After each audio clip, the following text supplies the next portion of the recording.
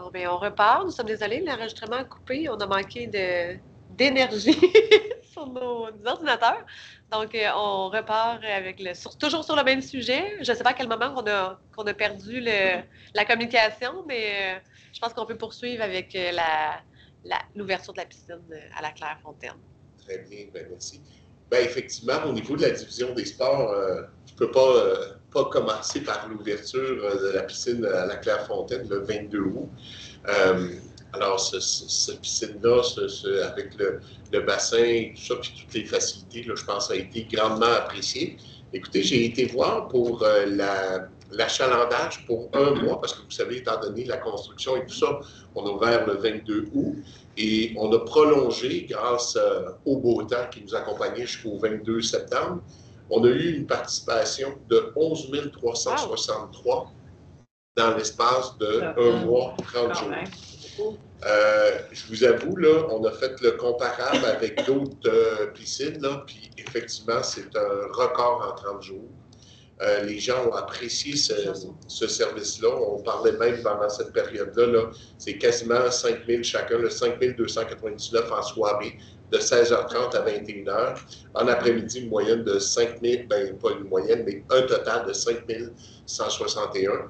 Et l'avant-midi, c'est moins parce que c'est sûr, les gens, c'est 903, mais il y a bain libre, etc. Alors, c'était une très belle participation, un très bel achalandage. Je pense que c'était une piscine là, qui était grandement attendu, puis avec son offre de services diversifiés et tout ça, là, avec le bâtiment et tout. Là. Puisque le stade de baseball est à proximité, on peut-tu dire que ce fut un coup de circuit, la nouvelle piscine? Absolument. Non, mais vraiment, là, je n'ai que des bons commentaires. Puis les gens trouvent que c'est une infrastructure qui ressort du lot. C'est pas juste une piscine, c'est tellement beau, c'est tellement... Tout à fait. Puis, vous savez, Mme Dauphiné, en mentionnant ça, la première chose que ça me dit, c'est qu'une piscine de cette nature-là, ou l'ensemble des piscines, il faut vraiment les prendre comme des infrastructures aquatiques municipales, avec une diversité sur le territoire. Parce que, vous savez, dans ce cas-ci, la avait c'est 4,5 mètres le plus profond. Fait qu'on ne peut pas plonger. D'ailleurs, il y a une petite anecdote à l'ouverture, on a tous souri de ça. Mais ce que je veux dire par là, c'est que chaque piscine a sa particularité. À Optimiste, on peut non seulement plonger, mais le jeune, même un adolescent adulte n'a pas pied parce que c'est trop profond. Mais c'est parfait, ça, pour apprendre à nager pour survivre. Parce que les piscines en grosse profondeur comme ça, on en a 3. Il y a Parcno, Élie Dufresne et Optimiste. Alors, d'avoir une diversité, tantôt pour piscine-plage, tantôt pour avoir du plongeon, pour justement être un peu déboussolé dans le sens que ça permet aux jeunes de...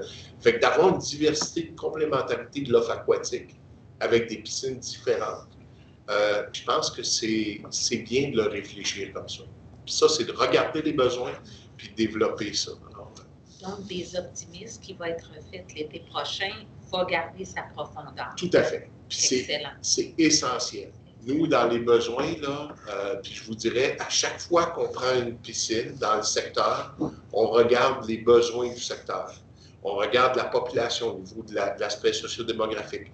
On regarde aussi les besoins. Est-ce qu'il y a des organismes qui viennent habituellement là, puis est-ce qu'ils ont besoin pour faire des cours dans des corridors de nage de longueur? Puis en fonction de chaque secteur et chaque piscine, on identifie des besoins qui sont propres à ceux-là et on fait une proposition en fonction de ça.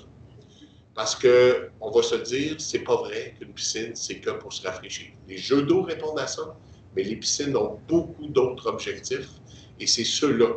Puis nous, comme rôle municipal, pourquoi on investit là-dedans? Bien, c'est apprendre à nager, nager pour survivre, etc., etc. Puis l'aspect ludique. Et l'autre angle, c'est les camps de jour. Oui. Les camps de jour ont un besoin énorme en matière de... Fait que ça, il faut y répondre à ça aussi. L'autre élément, bien, la création d'un programme d'accessibilité, vous savez, au Centre municipal, Roland-Dussault.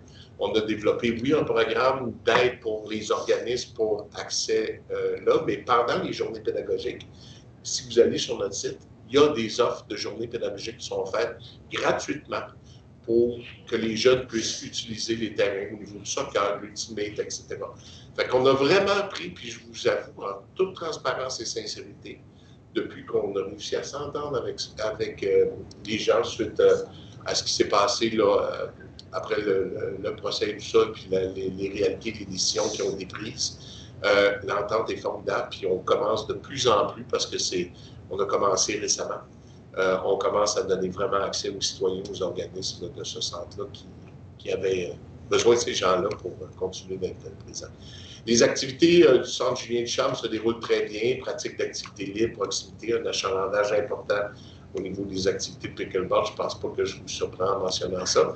La sécurité a été améliorée aussi au stade Amédée Roy avec l'ajout de filets protecteurs. Super.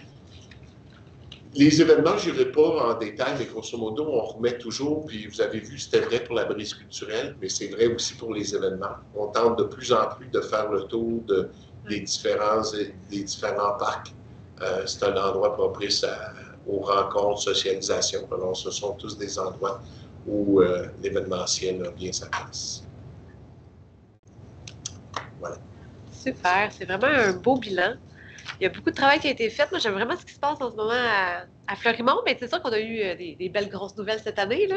Mais toute l'approche collaborative dans la planification des événements aussi, ça crée quelque chose. Moi, j'en entends beaucoup parler quand je vois à l'extérieur, dans les événements. Les gens sont vraiment satisfaits. Les organismes communautaires sont contents aussi d'avoir cette collaboration-là qui est différente, de pouvoir profiter de tout l'accompagnement offert. Fait que je suis vraiment contente. Je me demandais, tu sais, pour le local des jeunes Jardins Fleuris, l'année dernière, quand on en a parlé, on disait il faudrait revoir leur soutien financier. Ouais. Est-ce qu'il y a un travail qui a été fait à ce niveau-là ou c'est en cours? On travaille avec l'organisme. Dans le fond, eux, la MES a mis un comité là, de recherche de financement sur pied, puis ils ont un accompagnement accru aussi d'un organisateur communautaire pour voir toutes les possibilités du modèle. De notre côté, on soutient plusieurs locales de jeunes. C'est toutes des maisons de jeunes qui pilotent ces dossiers-là. Puis on a un souci d'équité au niveau du montant qu'on offre. Fait que pour l'instant, c'est pas un programme non plus, le soutien aux locaux des jeunes. Fait que c'est une analyse qu'on pourrait faire, mais d'un point de vue ville. Pour pas y aller à la pièce, mais il y a tout autant de besoins qu'on ferait un programme. Il y a trois des 5 locaux des jeunes qui sont soutenus par un bailleur de fonds qui se termine en 2026. Okay. Il faut mettre ça tout en balance. Là. Mais fait qu'on continue, puis on sait que c'est un besoin de l'organisme, fait qu'on fait partie du comité également. Super. Il faut trouver des solutions, en tout cas, pour pas que ça vienne à prendre une partie de leur enveloppe pour la messe, la maison des jeunes. Puis que c'est ça que ça soit viable aussi. Puis la dernière chose, moi, je me demandais la désuétude du bâtiment de la maison jeunesse. C'est un bâtiment qui appartient à la ville.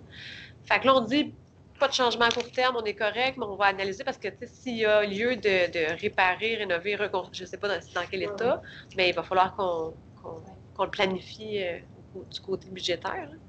On devrait avoir, probablement avant la fin du printemps 2025, le carnet de santé.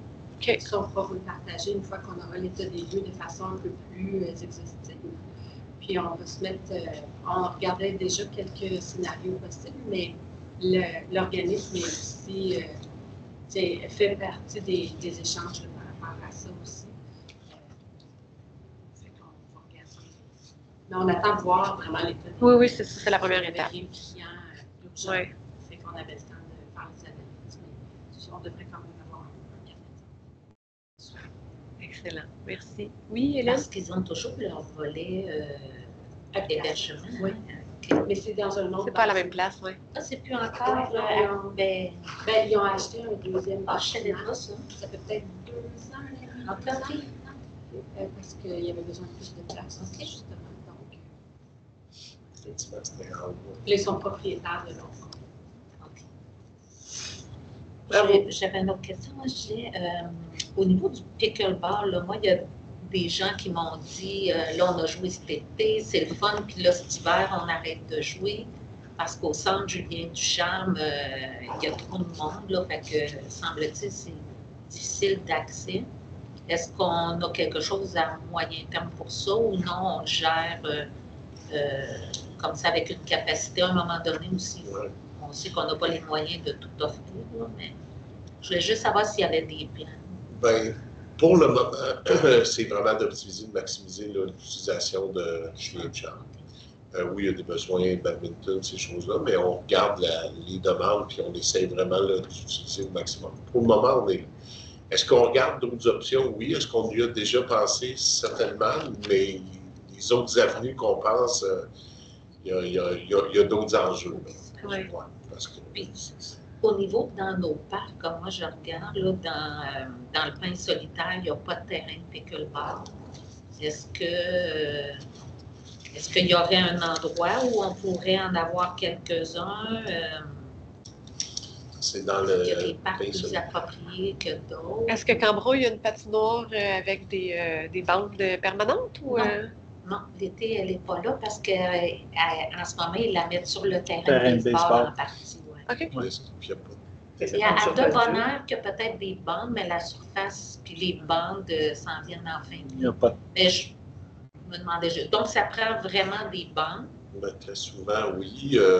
Je sais qu'il y a d'autres villes municipalités qui ont déjà fait sur des terrains de tennis. Là, OK? Puis qui se partageraient qui les se horaires. partagent, mais encore là, il faut s'assurer là, que ça se fasse dans des. Ça se peut-tu qu'on a un terrain de tennis? Oui, il y en a À sur des Roquefort- terrains de tennis, mais Ouais. pas ici à Fleurimont. Pas à Fleurimont, mais à Roquefort. À Rock-Forest puis à Lennoxville, parce qu'il n'y en a pas. Exact. OK. Parce que est-ce que nos terrains de tennis sont très utilisés? Ça va être un enjeu pour nous de trouver l'achalandage parce que nous, notre service, on n'est pas sur le terrain avec les parcs. Ouais, Comme vous c'est savez, ça. les équipes de rotation, c'est difficile à le savoir. Quand tu as un gardien en permanence, là, c'est plus possible d'avoir une grille d'achalandage. Mais je sais qu'on a à peu près 70 terrains de tennis à Sherbrooke. Fait qu'est-ce qu'il y a moyen des fois de faire des rotations, ces choses-là? C'est des choses qu'on peut regarder. Mais essentiellement, c'est sûr que la patinoire ou un terrain de tennis, les deux sont nécessaires, un des deux, pour avoir un pickleball. Oui. Sinon, il faut refaire OK. une installation. Moi, je ferais attention dans le, transformer des terrains de tennis. Là. Quand on a fait ça avec les terrains de baseball, Transformation, nous, on est plus dans le partage. c'est ça. Quand on le fait, c'est en partage. Oui, André? Avec des horaires.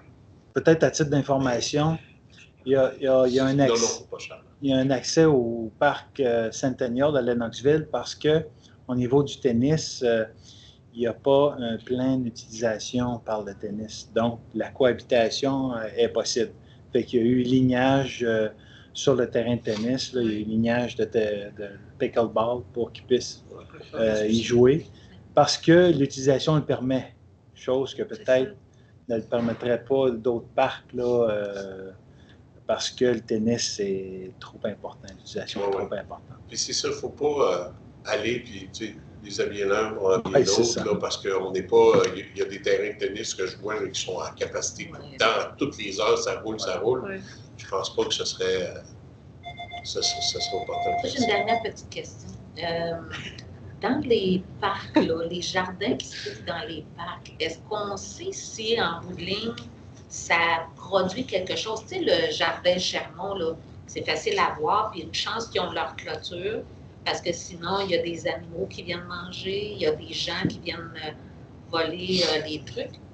Mais je me demandais, tu sais, comme les différents jardins, comme au parc de la Saint-François, Édouard Boudreau, est-ce qu'on a des bons résultats? Parce que là, je vois, on paye des organismes pour s'en occuper.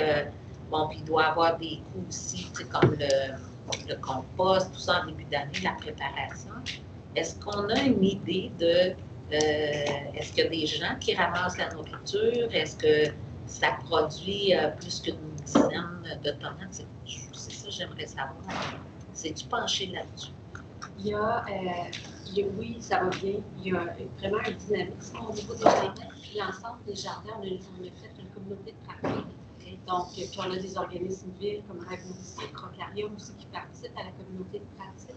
Fait qu'il y a vraiment un enthousiasme. Puis les jardins, la majorité qui ont des jardinets comme Chermont ont des listes d'attente importantes. Fait que c'est sûr que c'est plus facile à voir quand c'est des jardinets là, en jardin communautaire. quand c'est des jardins solidaires comme à Édouard Boudreau, le coureur, la communauté de pratique a pensé à un projet d'affichage. Puis on a fait faire des affichages pour dire, tu sais, que les gens peuvent s'en occuper, mais c'est quand qu'on peut voir s'il faut l'arroser. Tout le monde arrose 3 fois par jour. C'est quand qu'on peut récolter, etc. Fait qu'on change l'affichage en cours de saison pour aider, en fait, les gens. Mais il y a quand même un certain... ils sont satisfaits de la production, si on peut dire. Fait que, puis même, ils voulaient vérifier peut-être des projets pour donner même des trous. Oui, c'est ça. Pour pas que ça reste là, que ça ne soit pas récolté. Fait que ça, il y a un souci aussi de ne pas perdre s'il y en a trop, si c'est abondant pour une saison en particulier. Merci. Super. Il n'y a pas d'autres questions, commentaires? Non. Excellent. Bravo. On serait au prochain point. Aide financière 2025 aux organismes culturels. Avez-vous terminé le bilan priorité? Oui, hein? Oui, ça va. On vous laisse là, de toute façon, les priorités. Puis là, je vois aussi nos collègues de l'arrondissement Rock-Forest nous attendent le temps de se déplacer. Ok. Je vais laisser. OK. Fait que nous, il nous restait c'est ça, les aides financières 2025 aux organismes culturels admis au programme de soutien, puis le point sur les organismes communautaires. Ben, pour les aides financières des organismes communautaires, dans le fond, parce que culturel aussi, communautaire, ça totalise quand même plus de 100 000 en 2025. Un soutien technique de 10 800 $ aussi. Évidemment, conditionnellement à l'adoption du budget, mais on passe d'emblée pour que ça soit plus rapide en début d'année. Il y a tout aussi la valeur des locaux dédiés qu'on met depuis quelques années, mais les ententes liées à des locaux dédiés passeront en comité exécutif officiel de compétences ville. Donc, on vous met à titre d'information, mais ça c'est pas en annexe comme convention. Donc, c'est indexé au niveau du programme vie associative. Il n'y avait pas rien de très différent. Les événements qui sont aussi intégrés, qu'on a eu la répartition événementielle qui avait été convenue plus tôt cet automne. Super. Avez-vous des questions, commentaires? Non, c'est bon. Préoccupations? Tout est beau. Excellent. Mais merci beaucoup. Merci. Bonne fin de journée. Merci. Bon retour vers Rock-Forest. Merci à vous. Alors, on va passer à notre dernier point du plénier public d'aujourd'hui, la priorisation des requêtes en circulation, donc avec M. Rouleau. Merci beaucoup. J'en profiterai pour faire un petit suivi et petite correction une des fiches qui sera présentée ce soir, petit suivi. En fait, il y a eu une requête sur la rue La Bonville qui nous a été présentée le 26 août. Oui. Suite à une discussion avec le requérant et avec les équipes du SIFPN qui font les analyses des dossiers, on a jumelé cette requête-là avec celle de la rue Brochy. Bonne idée, oui. Qui vous a été présentée, celle de la rue Brochy le 23 septembre. Donc, les deux études vont être jumelées ensemble pour en faire une seule. On va utiliser de ce point-là. Et pour la petite correction, les deux fiches qui seront présentées aujourd'hui, le pointage, les deux sont à 25 sur 46. Il y en a une qui indiquait 23. Il y a une petite coquille qui s'est glissée à cet endroit-là. Donc, on peut débuter. Avec laquelle? Moi, j'ai Jardin Fleuri en premier dans le... Aucun problème. On peut débuter avec Jardin Fleuri. Je vais le mettre à l'écran pour les citoyens qui vont regarder par le site web. Donc, cette requête, en fait, la description, la requérante mentionne que la vitesse est excessive sur la rue des Jardins-Fleury entre la 13e avenue et l'école. Depuis, plusieurs véhicules ne respectent pas le passage piéton en face du 941 rue des Jardins-Fleury. Les citoyens demandant l'ajout de dos d'encre sur l'ensemble de la rue et non seulement autour de l'école. Donc, c'est la situation qui est décrite ici. Au niveau de la pondération, les éléments qui ressortent sont vraiment au niveau de la problématique a-t-elle peu d'impact, un impact modéré ou un impact important sur le milieu de vie. C'est un impact assez important au niveau de la vitesse dans ce secteur-là et également au niveau de la signalisation du passage piéton de ce secteur-là. Il y a déjà eu un incident par le passé. Oui, bien justement, moi, je me disais que vu qu'il y a eu un accident grave qui a provoqué un décès, en fait, d'un homme en 2018, je me demandais si l'historique de la requête, est-ce que la problématique a déjà été identifiée dans le passé? Ben oui, parce qu'il y a quelqu'un qui est décédé. Fait que je me disais, on pourrait-tu la mettre à neuf? Puis tu sais, je sais que c'est les citoyens qui ont fait la requête, ils l'ont fait dans le passé, en 2018. Ils demandaient déjà un dos down. Fait que moi, j'espère qu'en 2025, on va leur donner leur dos down parce que, tu sais, moi, quand je les ai rencontrés, ils m'ont dit, tu sais, on observe, on est en face de où l'accident s'est produit, puis il n'y a pas une amélioration. Puis on avait mis l'afficheur de vitesse, tu sais, pour voir, pour faire de la sensibilisation, mais c'est pas assez. Fait qu'on ne voudrait pas qu'il y ait un deuxième accident à cet endroit-là. Donc, j'espère que leur requête va porter fruit cette fois-ci. Donc, on mettrait au niveau de l'historique. Parce qu'il y a un historique à cet endroit-là, quand même. Fait que si vous êtes d'accord, on passerait là, le point 1 des critères d'analyse à 9 points au lieu de 1 point. Donc, ça viendrait changer la pondération globale à 33 là, sur 46, là, si je calcule bien. Ça vous convient? Oui. Deuxième fiche. Alors, celle-ci pour la rue Sidlot. Aimerait ajouter des dos down pour arrêter les vitesses folles et faire respecter les arrêts obligatoires. Il y a plus de 80% des autos et des camions qui passent à des vitesses de fou sur les arrêts obligatoires et roulent sur la rue Sidlot sans faire de stop à grande vitesse.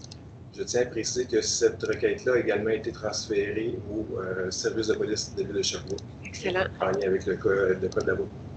Donc, quand elle est rentrée, puis qu'on a vu qu'il y avait un aspect non-respect de la réglementation, vous l'avez transmise? Oui. OK, c'est bon à savoir. Exact. Oui. Carla Requerin mentionnait que les stops étaient pas nécessairement faits.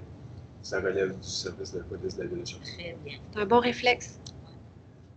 Ici, un peu comme pour la rue des Jardins-Fleury, la rue Sidlot a eu un pointage de 25 sur 46.